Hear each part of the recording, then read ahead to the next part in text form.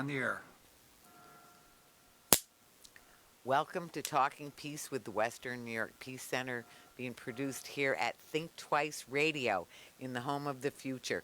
Thank you, Richard Wicca, our producer. We're very grateful. And I'm Vicki Ross. I'm the executive director at the Western New York Peace Center, and we have a very current topic, a very big topic, and some really wonderful guests that I'm just thrilled to have here. So I'm just going to go counterclockwise like I usually do. So we'll start with from me, Colleen Kristich, who is with PPG, Partnership for the Public Good, and co-chair of the there's so many different organizations of the Free the People, Western New York. Hi, Colleen. Hello, thanks for having me. And Capucine Philson. So Capucine and Jalonda Hill are both here from Colored Girls Bike 2 and busy in helping the community in so many ways that we're deeply grateful for over the many years and the many different issues, and just too many to name. But I will mention especially, well, of course, Capucine, you do so much, you've done so much, even for the farmer, from everything from the farmer's market to helping out with the Western New York Peace Center to, the singing, and Western New York, Resistance Revival Chorus. That was it, right. The Resistance Revival Chorus. I wasn't even expecting to think about that. So, which beloved group that it has been. And thank you for coming, Capucine. Thank you for having me. Thank you, Jalonda. And Jalonda, speaking of whom, so Jalonda, I said to Jalonda a couple of weeks ago, here, what do you want us to do with a session for you, on Talking Peace? And Jalonda Hill, who is everywhere and anywhere, she's needed, which one of them, a big one of them, is at the Western New York Law Center, which I don't even think I listed, and the Fair Fines No Fees Coalition, our secret name. I'm not at the Law Center anymore. Sorry, Vicki. I'm with Colored Girls Bike 2 and the Fair Fines and Fees Coalition. Oh, okay. Well, so much the better, because that's the way we listed you. And also, that's the work I know that you are just so deeply committed to, and so effective with and at, and everything else you set your mind to as well. Because you've done lots of good work in the community. Well, thank you so much. This community and other communities, I will say. So welcome. Again, friend of the show. You've been on the show a few times, huh? I have. Right. So anyway, I think we decided we've changed our order a little bit, because we're going to talk about a victory that we've had, that we've enjoyed, that I think a lot of people are happy about, and I guess some of them have shown us that they're not too happy about, is the speed cameras. So I want to say everyone who was there at the Common Council meeting of this past Tuesday really got an earful in all kinds of ways. So who wants to tell us what happened there? Jalonda, would you? I think Colleen has it. Okay, right? let Colleen. Come on, Colleen, you go ahead. Yes, you did, and you got quoted so well in the paper. I think that really covered a lot of ground too. Shout out to Colleen. Yeah. Oh, thanks. Well, if people weren't there, so Councilmember Rashid Wyatt introduced a resolution and an ordinance amendment to the Common Council to end the school zone speed camera demonstration program. Because it had so many problems, one of which they were targeted in especially low-income census tracts and neighborhoods of color, as well as not great signage and the cameras being way too close to the school, along with just all sorts of other issues with the cameras, and especially PPG being part of the Fair Fines and Fees Coalition. Outside of all of those problems with the setup of the cameras, just the fact that residents were being fined $50 during a pandemic for driving 26 miles an hour, which on streets that aren't designed to be safe already, we thought was totally unfair. And instead of, extractive enforcement mechanisms, we'd like to see the city invest in traffic calming infrastructure to make streets safer for all road users, and especially to slow drivers down just through street design. So, several members of the Fair Fines and Fees Coalition spoke at a public hearing on those pieces of legislation, and just a lot of people from the community and parents, parent-teacher groups were there. All sorts of different members of the community were represented, and thankfully the Common Council listened, and they voted yesterday to approve both the resolution and the amendment. So we're very happy about that. Yay! Hallelujah! That was great. And now we do know it's going to the mayor, and then he may or may not sign it. If he vetoes it, it will go back to get another vote. So I want to encourage people, first of all, to if you live in Buffalo, and your Common Council person voted in favor, then please, if you appreciate it, as I hope and I trust you do, please let them know how much you appreciated it. So that would be, of course, Rashid Wyatt, who was the initiator, and Mitch Nowakowski, David Rivera, of course, Councilman Pridgen, Council President Pridgen, and Joel Farolito, and Brian Bowman, right? All voted in favor. Mm-hmm. So yeah. Let them know. I want to say, I kept saying it's so regressive. So when the city is going to make money, they don't do property taxes because they don't want to raise taxes, but instead they want to fine people. And I want to say, I want to draw us immediately to another victory that, now this will presumably be a victory if those same votes are still there, and there's every reason that they would be, that this will pass even if the mayor vetoes it. But we had another victory, was the Fair Fines No Fees Coalition, which I always have to call it that, because why don't you tell that part, Jalonda, about the no fees part? It's just like a little funny, interesting story. So when we first started back at Pastor Nicholas's church before the pandemic, we were just trying to come up with names, and we were like, yeah, we're going to call it the Fair Fines No Fees Coalition. And then folks were like, no, we want to be strategic. We don't want to be shot down before we even start advocating. So we decided to just take out the no and instead use like the plus sign or the and sign to be discreet and, mysterious about what our real intentions were. But so anyway, so that's like the little backstory. Nothing too crazy. But the other piece of it is we did get the no fees. We got there. We got them to take down those fees, and we thought there were 13 fees, and they went ahead and they took out 15 fees. So they had some other previous fees or something. So they abolished all those fees. They instituted an amnesty program, parking ticket amnesty program, right? Yeah. So a lot of things. Yeah, so eventually we did actually get the fees abolished. I don't think the name, whether the no was there or the and was there or not, right. Regardless, like we got, the fees abolished. And as a result, we have the parking amnesty program was introduced by the mayor in 2020. That program expired at the end of the year. Right. And then we do also now have the Buffalo Motor Assistance Program, which a lot of people don't necessarily know about. But that program basically ensures that people's fines are kind of set according to what someone makes. So similar to what day fines are. And it also does some other cool things.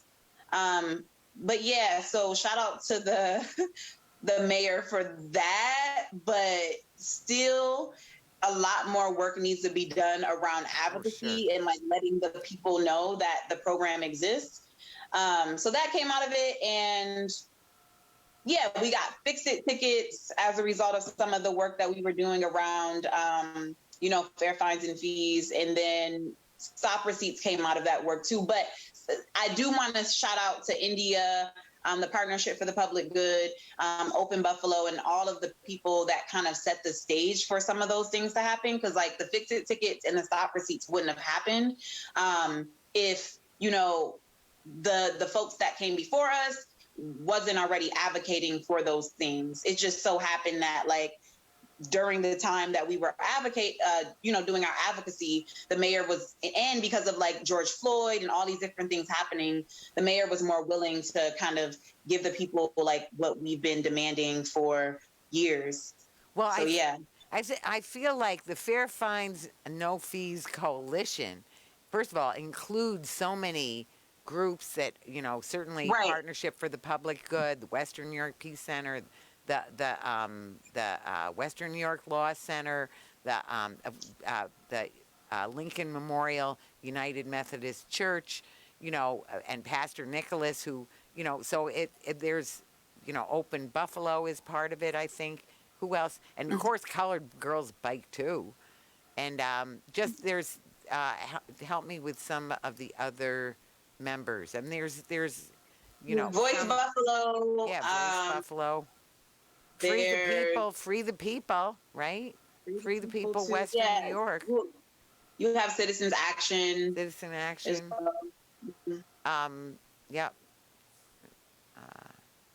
Yeah, so that would be, so there are so many different local nonprofits and other groups that have been part of it. And it was part of the thing of back to, what good does it do? It becomes regressive if you're, they keep making this argument about tickets or other things, but those things, when they're for minuscule things like parking or an unreliable camera system, and you do that instead of increasing property taxes, it's regressive because it's going to tend to go and hurt the people who can't afford it, because it's just about trying to raise money. I mean, the fiscal responsibility, no one's against fiscal responsibility, but why always on the backs? And this is what we saw, is that once again, it was either it was weird how the sites were selected for the cameras, right? So a lot of them were in neighborhoods of color, or in neighborhoods where they thought they were people who could really pay the price, right? So that it would be maximum revenue generation, right? And nothing about fairness, and nothing about consulting with the actual neighborhood schools that wanted them. So they talked with the Buffalo Public School System. They did not talk with the site management team for each school. But so I feel like the Fair Fines No Fees Coalition is an example of some really effective work. And also, I think that is an example of a lot of just movement building, and uniting of the struggles in Western New York. Would you say that, Capucine? Is that the way you see it, that people are working together more?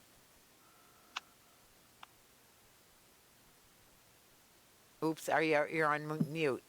Yes, I'm here now. Sorry, I didn't mean to surprise you. No, you're good. I do agree with that, because if the communities, I said it a long time ago. I said it at the top of a lot of these protests that were happening a year ago. I'm separate organizations, their own thing, but the community need all of these organizations to link arms and work together as a unified front. Absolutely. But it was too trying to look to build a brand. Too many people trying to look to get, accolades. But when you're really working within the community, that's not where want to really work for the people. Right. So Jalonda was right. It's people that were before her that brought everything together, kind of started doing the grassroots with it. And then, her group and everyone else worked together to push it on forward. And that's what communities of color, specifically Black communities, really need that. Right. We need an army, because it's just so many policies and legislations that are, rooted in white supremacy. I'm so sorry, it is. No, I agreed. Absolutely agreed. And it's just really sad. So that's why I told all those other organizations a year ago, stop being so divisive in your behavior and in your, in your efforts. We all need one another to be able to get things done. And a lot of them, I don't know, a few of them disbanded, but the ones that have remained is the reason why this is all happening.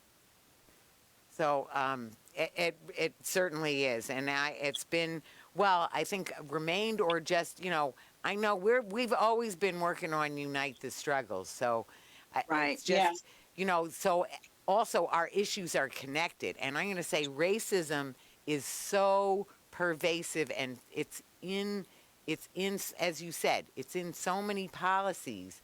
It's in so many things that it's hidden or it's obvious, at different times.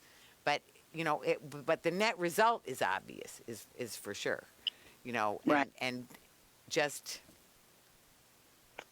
a huge mountain of work to do, but we are making progress. We are making progress. Small steps with all of us working together equals, getting closer to the mountaintop. Yeah. Yeah. So we've had Cheyenne join us, and Jalonda is also here. So if you want to turn on your cameras and introduce yourself. Meanwhile, I'll try to get Richard in here to help us with the connections. So welcome. Hi.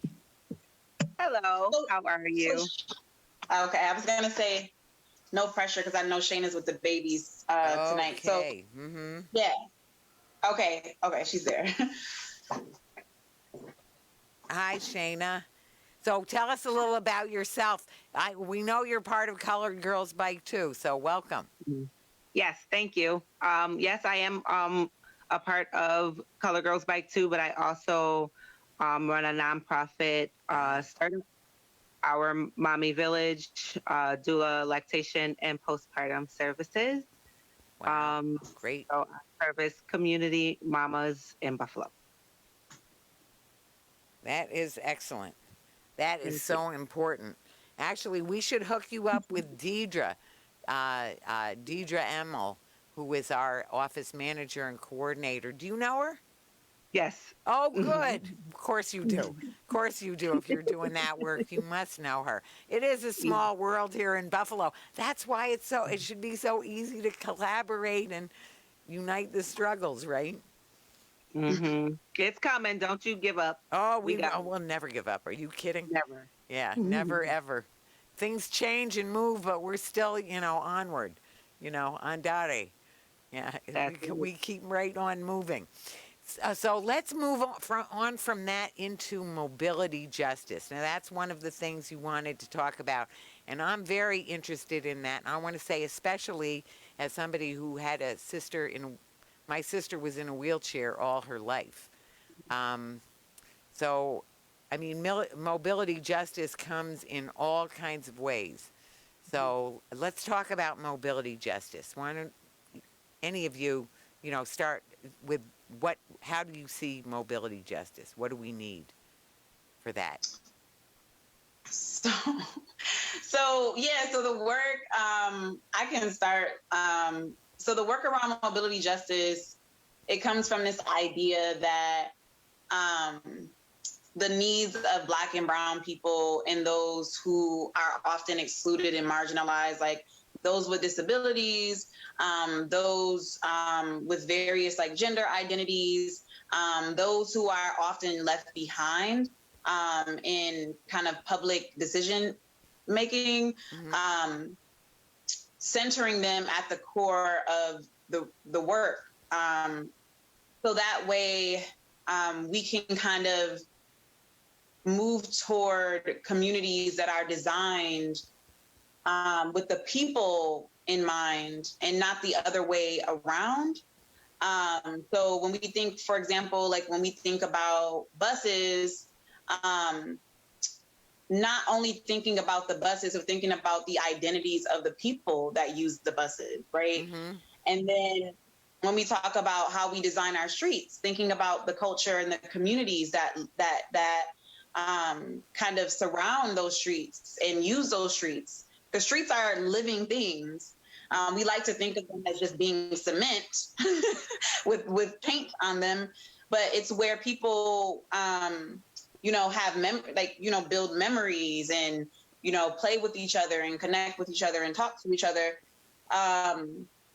But as we know, it's also a place where a lot of Black and brown people are hunted and by the Buffalo police. I mean, I want to use the word hunted because why be around the bush about it when you have Black and brown bodies dropping on the streets, right, every single day.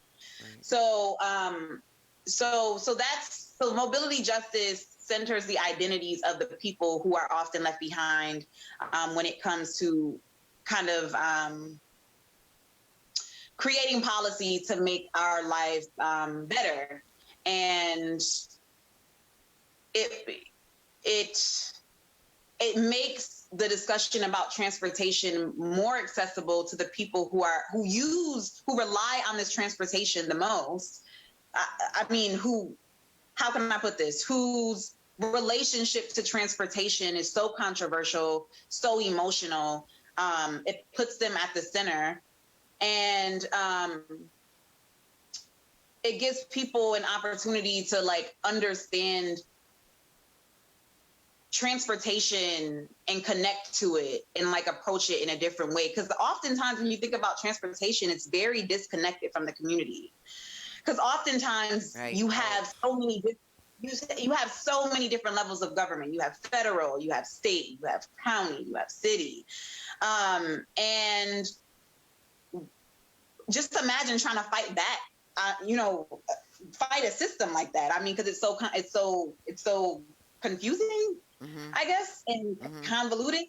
So what mobility justice does is it makes it more accessible, and then it centers those who are most impacted by the injustices around transportation. And by doing that, what we will see is more changes in our communities because these folks will be more passionate and more determined to actually disrupt and change the system. But if you look at the history, and I won't go too much longer, you have people like Robert Moses, and you have all of these white men developing all of these really racist kind of transportation policies that divided a nation, that put highways through our communities, mm-hmm. that destroyed whole cultures in communities. Right.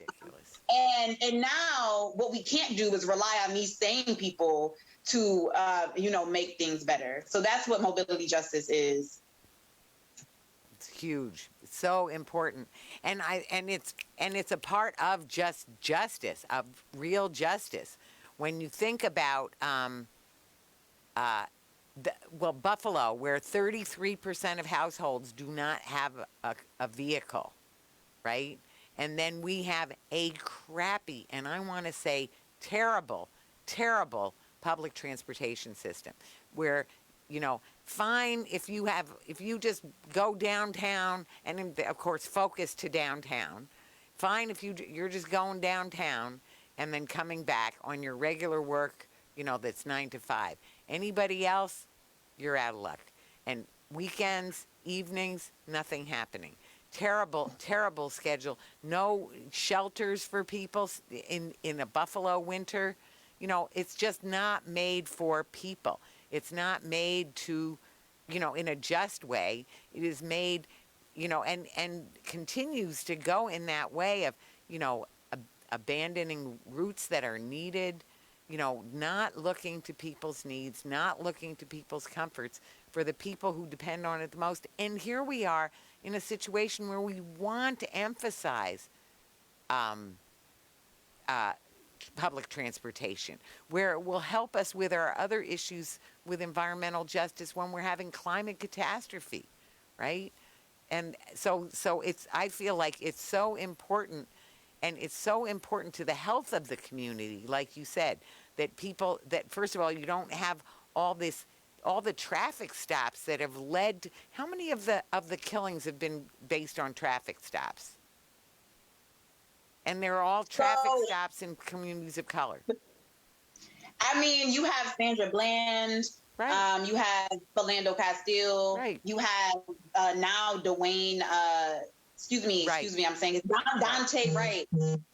Dante, And right. you have a bunch of other, I'm sure Colleen knows a lot about this too, so she can jump in. There's person after person. There's name after name. And I mean, we had Quentin Suttles just had, his story with the traffic stop. It's so often there's a traffic stop involved, and then something escalates because, well, we'll have another show on policing soon. So we want to get too far into the policing thing, because it is deep and it is deathly, In fact, well, I felt like if we're going too far, we're going to start crying before the show even started when you think about the things that are going on right now. So mobility justice is like, that's the easiest way to start with it, is just this is in the daily life of people. You can save lives and you can build a healthy community by having the mobility justice that people can get around safely, in their community, that the streets are for them, not for some. Go ahead. And one thing I want to say is that so what we're doing here, right, is we're letting, with the mobility justice and just streets, we are being intentional about allowing Black people and Black women to lead, how can I put this? Create the language and establish the language to reduce like the barriers for people to get involved and understand what it is we're trying to do. So it's still kind of being developed, this language and this definition. It's a living definition. And so I would love to go around and ask Shayna and ask Colleen and ask Capucine, like what they think about when they think of mobility justice, because it's a term that is not, established by some white congressman in, his office, but it's a term that's going to continuously be developed and defined by the people. So yeah, I just wanted to put that out there. So why don't we just go around like that? So Capucine, do you want to go next? We're, the indigenous people usually go counterclockwise in this part of the world. So here, Capucine, go ahead. Yeah, so mobility justice for me looks more like safer bike lanes. And the reason why that's so passionate for me, because I've been riding a bike since I was 9. Mm-hmm. It took me forever to get there. And this young lady, Jalonda, encouraged me to get back on a bike. The reason why I got a bike, I saw Colored Girls Bike too. I said, this is so dope.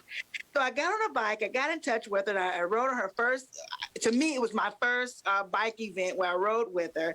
And I kept talking to her. She remembers, I kept saying, I'm so scared to get out in these streets. I said, because I think, they see us as invisible already. This is a cycle, you know what I'm saying? Right. So into fruition, which I did not want it to. Goddess knows I didn't. But I was riding on West Ferry, and I was just riding along. I was riding as close as I could to the side of the parked cars, and a driver just was up behind me. When you're on a bike riding, you don't look behind you. You're just looking ahead to make sure that you're safe and out of the way. And they just blew their horn really loud. And I almost fell off my bike. And that happened last summer. And you can ask her. She's been begging me, please, Capucine, get back on your bike. And I'm saying, and I told her this, in this mobility justice, we need to start really, really building an organization that's going to also help get us bike traffic, bike lanes, only exclusively for bikes. Because drivers already see us as people of color, that's even more of an excuse for them for us to be completely transparent, okay, on a bike. So that's what mobility justice look like for me is more safer streets for people of color to be able to move about, and especially women.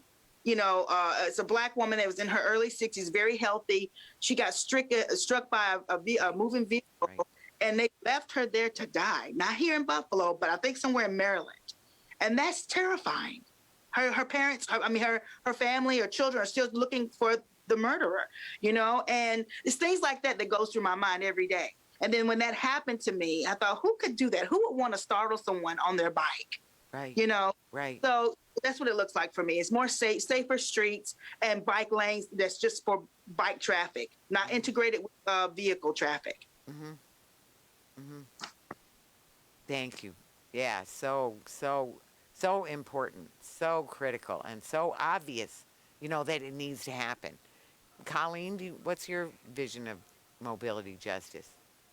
Well, I love that it's a iterating sort of conversation, or there isn't like a definition, because I think there is like so many ways to think about mobility justice. And like one that's kind of coming up right now for me is just like the ability to go where you want to go, where you need to go, any time of day or night without having to worry about your safety.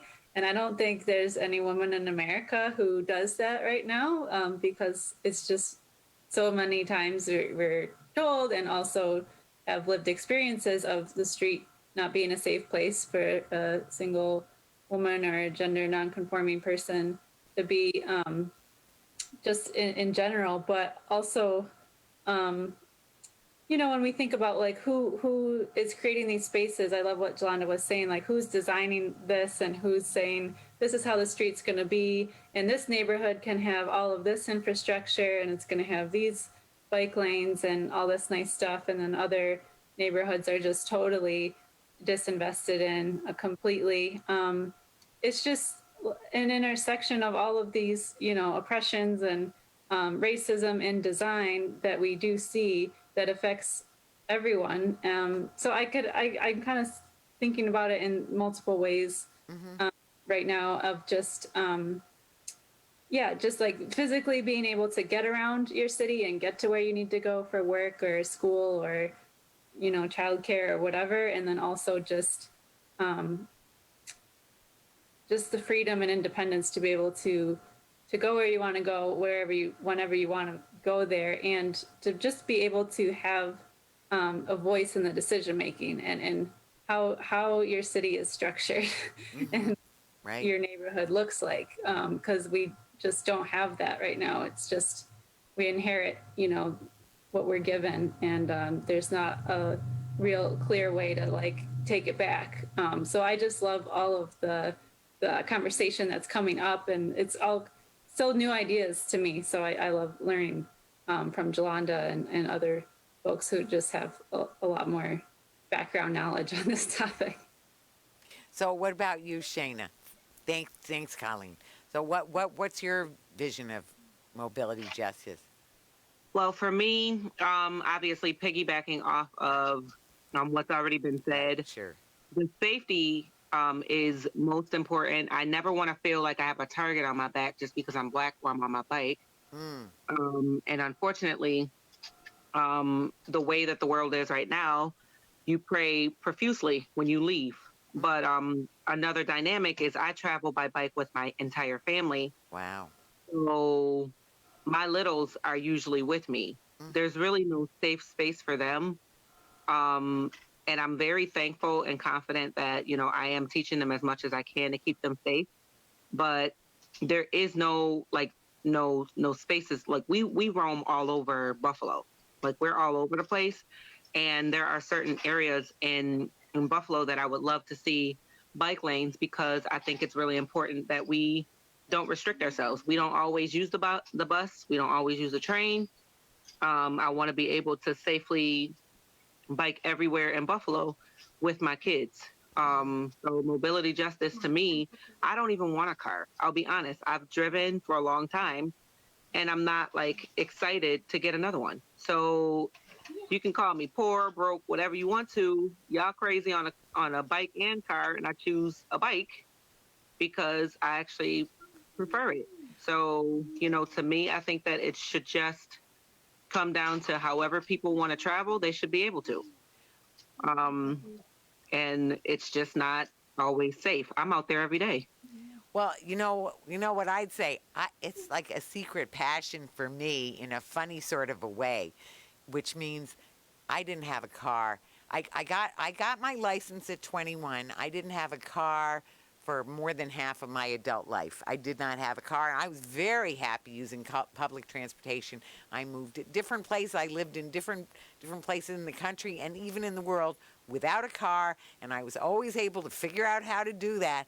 And when I came to Buffalo, I wanted to go, and then I I was living in Boston dating somebody in the Adirondacks, so I needed a car just to go back and forth. I walked everywhere. That's the other thing, though, is I can barely ride a bicycle.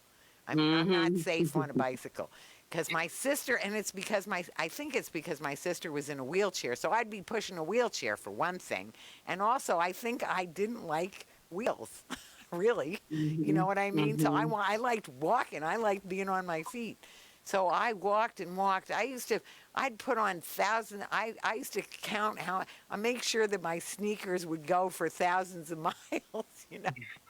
So to me, when I moved to Buffalo, I was looking forward to going out without a car. I'm sorry, this is such a long story. I was looking so forward, even though I should have known better. But so one time, I was thinking, people kept asking me for rides, and so I was thinking, gee, I wish I didn't have my car. So after I'd moved to Buffalo, our mother had passed away, and I was ready to get rid of it, but I hadn't. So the next day, I woke up in the morning, my car was gone. It was gone, I swear to God. And so anyway, they found it on Ross Avenue. It was really weird, my last name. But anyway, so I went without a car. I didn't buy another car from there. I went without a car for 5 months, and I could barely stand it because of what I did. It was not regular because it was peaceful conflict resolution in different places, so I had to go all over the place. It was always different. It was very hard to figure out, and you just couldn't do it. In the evenings and weekends, there was nothing. So finally, after 5 months, I couldn't keep on. But, it is so important, and it's so not what we have in Buffalo. So here we have, it's all car-oriented, and it's all not safe. Oh, and the one other thing I'll mention, my sister, who's passed since then, but when I used to come, she lived in Buffalo, and I'd come to visit, and she'd tell me, no, just push me right in the street. Push the wheelchair right in the street, because the sidewalks were so bad that you just, every time you come across, it's uneven, and it's all like that. I used to wonder why people walk in the street. That's why. Because the sidewalks were not well kept. Why? Mobility justice. Yeah, and that was a good way to wrap it up, Vicki. Oh, and I won't even Mobility mention that I was hit by a car twice as a pedestrian, which I was. But anyway. That is No, and I was mobility going to justice. say, yeah. Go ahead. Yep. Sorry, no, I was just gonna say, yeah, and that's another thing too. And I know we haven't gotten on Just Streets, but Just Streets is a part of this bigger idea of like, Streets is a part of this bigger idea of mobility justice. And when we talk about the street, we're talking about a living space, and we're talking about a street space, which includes the street. Which includes the sidewalk. So a lot of people forget about the sidewalks. I just wanted to add that. Right. Yep. Well, it's the whole street, and make the street livable. And actually, this is another thing. They've done a lot of studies for safety, for stopping criminal behavior, for how do you, even in classrooms, the environment will a lot of times dictate behavior. So you can make it easy for people to do the right thing and hard for people to do the wrong thing. We can do that. So I love that. So let's talk about Just Streets a little bit. So what's some of the vision about Just Streets? And how does that come in? How are we, and how can people help us get there? So I can start the conversation. Just to set the stage. But yeah, so I'm actually writing a research paper with Colleen and Andrea. Shout out to y'all. I have to submit, but I'm writing a research paper on like what Just Streets are, because there's not a lot of literature or language out there. But essentially Just Streets is similar to mobility justice in that it centers the identities of people who use the street, and it acknowledges and recognizes that the streets can be used as a way to like extract from communities, similar to the cameras, similar to like police officers giving excessive tickets. And the streets, like Colleen said earlier, can also be can make people feel unsafe as well. And so it's literally just about like taking in consideration like the culture that surrounds a street, the community that surrounds a street, the identities that surround the street, and how they use a street. And and then it also kind of looks at the monetary aspect, and then like the criminal justice aspect as well. But places a lot of emphasis on like Black and brown people, which Complete Streets kind of failed to do. The Complete Streets ideology or like term, and I don't want to get too kind of academic, but the Complete Streets like kind of term came out of like the 1970s, where there was like this really big push for improving safety on our roads. And then in 2004, you had Smart Growth America, who started a coalition called the Complete Streets Coalition, and they really started to push this Complete Streets kind of initiative nationally. So much to the point that now in 2019, there is a bill for Congress to pass so that every state in the country will pass like a Complete Streets law, and every city within that state will have to abide by it. But right now, it is not like a mandatory kind of, law. Right now, cities are like opting in, but they don't have to. So I say all that to say, Just Streets is different in that, like, at its core, it's recognizing the kind of failures of different transportation policies, the policing of Black and brown bodies on the streets. It's recognizing sundown towns, which were, towns that Black and brown people couldn't travel into after a certain time. It's recognizing the Fugitive Slave Act. So while these incidences throughout history like aren't in the definition necessarily, what's in the definition is the fact that we're talking about Black and brown movement, and how Black and brown movement is constantly policed, from the grocery store, from walking to the corner store. Who was that? Who was shot and killed? Trayvon Martin, right? Right. What is this guy? Dante Wright, driving somewhere. Who knows where he was going? Who knows where she was going? So that's what Just Streets is. And like, basically the definition is still being defined. It is also a living definition that will be defined by the people. However, because we know how policy works, the goal would be to work with the people most impacted by, I guess, unsafe streets, right, to come together and have this consensus on like what the definition should be. But right now there is kind of a working definition, but it's still evolving. So sorry for that long explanation. I just wanted to give you all a little bit of background. Oh, we need it. It can get a bit complicated. Yeah. So let me ask you this. Well, two things really. One, the difference, I think you covered it, but mostly, so the difference between Complete Streets and Just Streets is the emphasis on, on fairness, and especially the implicit racism in so much of the way the streets are, the the way they're administered, the way the way the resources are used, the way they're set up. Is that the main difference? Yeah, like the racial component. I mean, because Complete Streets also had what Complete Streets also had the ability to do, and what it is doing is also gentrifying, right?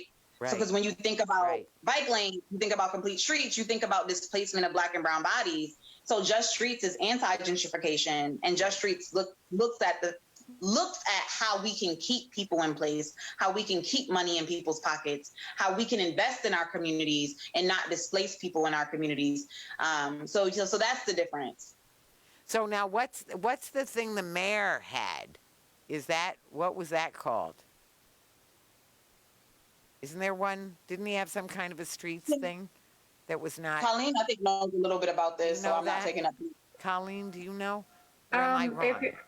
Well, there's the Safe Streets Initiative was Safe Streets Initiative. That's what it was. As sort of a response to push back against the cameras, and it was sort of a compromise to say, well, we'll invest all the money that we generate from the cameras and put them into like a position. I think was the main thing that was proposed, to do like community education around safety, I think. But that's, I think what Jalonda said is the perfect point, is that right, when sometimes under the guise of safety, or saying, oh, we want safety, which everybody does, that's what a lot of us talked about, it's looked at as more police, cameras, over enforcement, right, which isn't a way to make people safe. In Absolutely. fact, it makes a lot of people unsafe.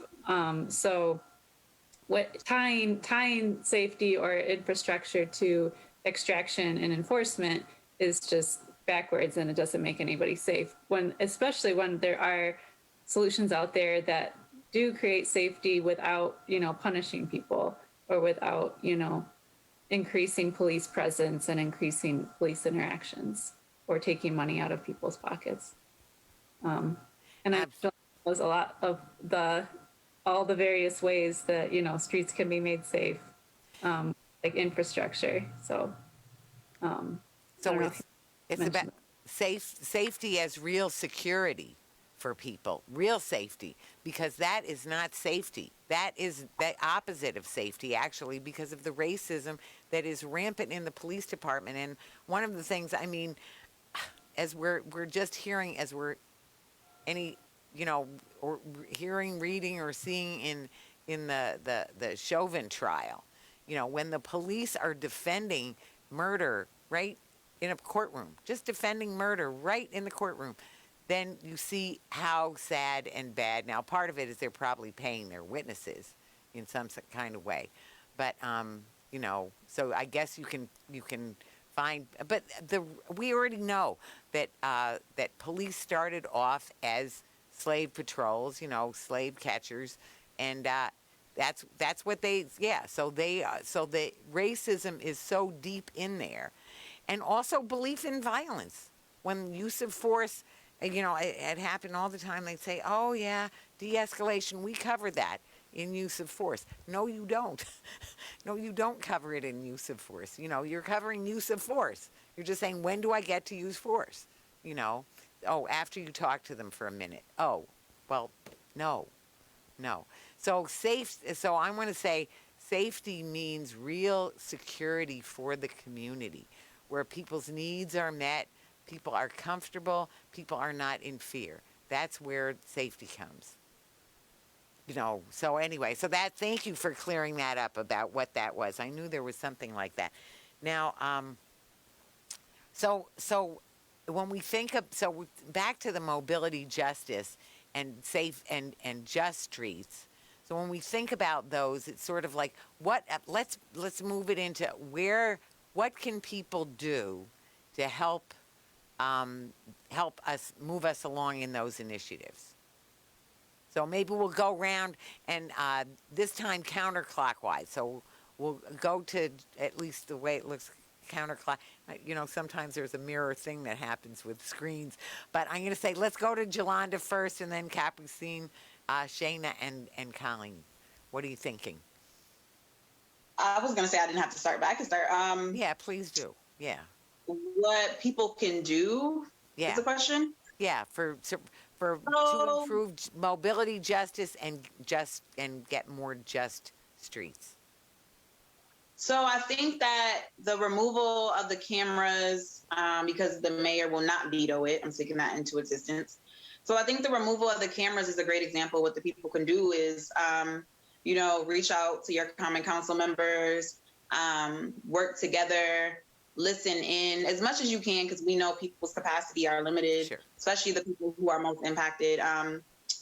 So attending, common council meetings when you can, trying to get involved with the Fair Fines and Fees Coalition will be a good way. Our goal this year is to create a community outreach kind of plan so we can get more people involved. And let me see, take up space by bike on the road in Buffalo. Because the more people on the roads quick fact, because I'm doing a lot of research. The bike actually paved the way for the kind of design that we see on the roads now for cars. So a lot of the technology and like the design and the roads that we see in the infrastructure, the bicycle movement in the early 20th century paved the way for vehicles that we kind of use today on the road. So I'm saying that to say is like the bicycle is a very powerful tool. So the more people using the roads to take up space will really force our local, our elected officials to really take action and really start to redesign our streets but with the people, with us, redesigning our streets with our feedback. And so that's one way. And obviously you can get involved with biking by following Color Girls Bike Too on Instagram and Facebook. And while we center Black women and Black gender nonconforming people, we're always trying to look for strategic ways to venture out. But we realize that like when we are supporting Black women and Black gender non-binary folks, we're essentially also helping like the entire community. Because when the Black woman is okay, and when the Black woman is healing, and when the Black woman feels supported, the entire community feels supported, and that's just period. Mm-hmm. So that's what people can do. That's what I have. So that's awesome, and I agree 100%. I feel like vocal. I'm a big mouth. I have a lot to say all the time. I share my stories because that's how I connect to the human condition. And I say, open your mouths and speak. Mm-hmm. Say what makes you upset. Say what you think will curb your aggressiveness. Let local legislators know, councilmen, whomever on a state, city level, let them know what you want. Let them know what happy. A lot of people, I was just talking to I didn't talk to him, but I wrote a letter. And I didn't like something that they did to me while I was in the office. And I think you all could possibly agree with this. Before, no one told me I was getting my temperature taken by my temple. And as a Black brown person, honey, you don't point nothing to our heads. No, right. Of course. You better let us know ahead what you got to do. Right. So she did it without letting me know. And I pulled away really abruptly. I never really, thought it just happened. It was like, so anyway, my point being is you have to let people know how you feel. And the doctor was like, no one else has had a problem, Miss Philson. I said, well, just because no one has said anything, no, it doesn't mean it's not a problem. Right. You got to open your mouth. You got to say what's going on. So I say that. Speak your mind. Stand up for what you believe in, especially when it's going to be connected to the human condition and connected to making things better for the people, being an advocate for the people. That's what I say. Thank you so much, Capucine. You're welcome. So right on. And Shayna, what would you say? We just have like two minutes. That's fine. For me, making it better would start from drivers, like the education that comes with new drivers or old drivers or whoever. I think it should just be more things out there for people to safely travel with cyclists on the road with them. That's important to me. I also believe that just being on my damn bike is enough. Right. Getting on my bike and saying, y'all not gonna run me off the road because I deserve to be here. That's the attitude that I take every day when I get on this bike. And then I imagine myself right back in my house with my children so that I get there safely.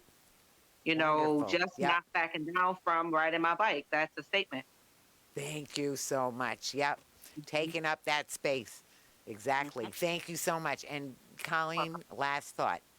Real quickly, the thing we can do is around money. So we need to tell our council members to fund street infrastructure, and the budget is coming up in May. So now's the perfect time to call them up and say, give us some money for our streets because we need it.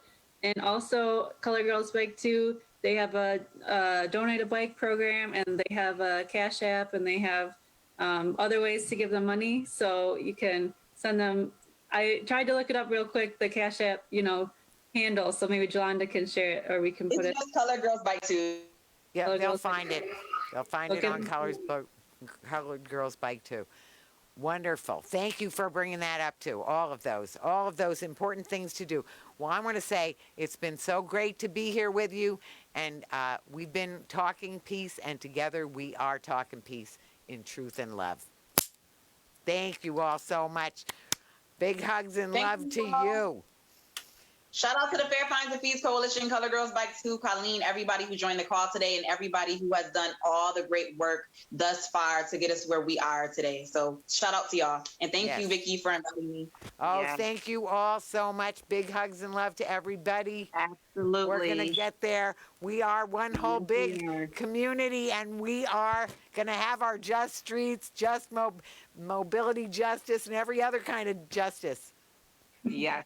Big hugs and love. Right. Yes. Thank you. See you all soon. Bye. Take All care. right, bye. Thanks. Good night. Thanks a jillion. We'll see Yes, you. you too. We'll see you soon. Great to be there with you, Shayna, Colleen, everyone. Bye for now.